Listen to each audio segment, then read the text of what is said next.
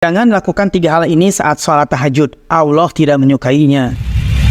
Saudaraku, salat sunnah tahajud merupakan amalan para anbiya, amalan para rasul, para sahabat, para tabi'in, dan ulama-ulama yang soleh.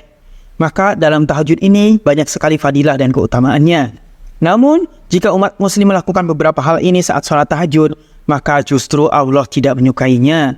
Bahwa barang siapa yang melaksanakan sholat tahajud, maka ia akan mendapati cahaya di alam kuburnya. Ada juga fadilah lainnya bahwa barang siapa yang melaksanakan sholat tahajud, maka ia akan dipermudah segala urusannya serta dilimpahkan rezekinya. Namun, 3 poin yang tidak disukai oleh Allah Subhanahu wa Ta'ala ketika seorang muslim melaksanakan sholat tahajud harus kita ketahui. Pertama, yaitu seorang muslim yang rutin melaksanakan sholat tahajud lalu suatu waktu justru melupakan dan meninggalkannya. Rasulullah SAW pernah berpesan kepada Abdullah bin Amr bin Ash. Rasulullah SAW bersabda, "Wahai Abdullah, jangan kamu seperti si fulan, dulu rajin sholat malam, lalu sekarang ia meninggalkannya." Hadis riwayat Bukhari Muslim, yang artinya, jangan pernah sekali-kali melaksanakan sholat tahajud, lalu kita meninggalkannya. Saudaraku, jangan sampai sholat tahajud dilaksanakan hanya ketika kita susah, tetapi ketika sudah lapang, lalu kita meninggalkannya. Ini sebabnya Rasulullah SAW bersabda, "Kenalilah Allah di waktu lapang, niscaya Allah akan mengenalimu di waktu susah." Hadis riwayat Ahmad. Rasulullah SAW juga mencela bagi orang yang meninggalkan tahajud. Tetapi sebaliknya, Rasulullah memberikan sanjungan kepada orang yang senantiasa istiqomah melaksanakan tahajud. Rasulullah SAW pernah menyanjung Abdullah bin Amr. Rasulullah bersabda, "Sebaik-baiknya orang adalah Abdullah bin Amr bin Ash. Seandainya dia mau melaksanakan sholat malam, maka Abdullah bin Amr tidak lagi tidur malam kecuali beberapa saat saja." Hadis riwayat Bukhari dan Muslim. Kemudian hal kedua yang tidak disukai oleh Allah Subhanahu wa Ta'ala ketika seorang muslim melaksanakan sholat tahajud, yaitu mengkhususkannya hanya pada malam Jumat saja. Mengkhususkan sholat tahajud pada malam Jumat makruh hukumnya.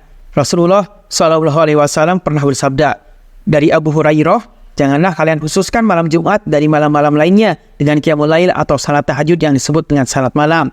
Hadis riwayat Muslim. Hal ini pun juga pernah disinggung oleh Ibnu Hajar al-Haytami dalam kitab Tuhfatul Muhtaj. Syekh Ibnu Hajar pernah berkata dimakruhkan melaksanakan qiyamul lail pada malam Jumat saja.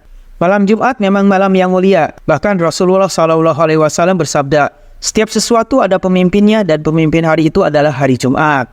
Bahkan Jumat memiliki istimewaan yang sangat dahsyat di hadapan Allah Subhanahu wa Ta'ala. Tetapi bila melaksanakan tahajud dikhususkan di malam Jumat, hukumnya ma'ruf, dibenci oleh Allah Subhanahu wa Ta'ala.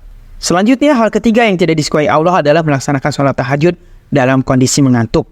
Hal ini bahkan langsung dilarang oleh Rasulullah SAW. Rasul pernah menegur putrinya yaitu Zainab.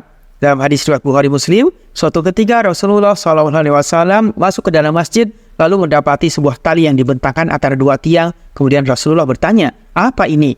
Para sahabat menjawab, "Ini adalah tali milik Zainab ketika sholat berlama-lama hingga kelelahan." Maka ia pun bersandar ke tali itu.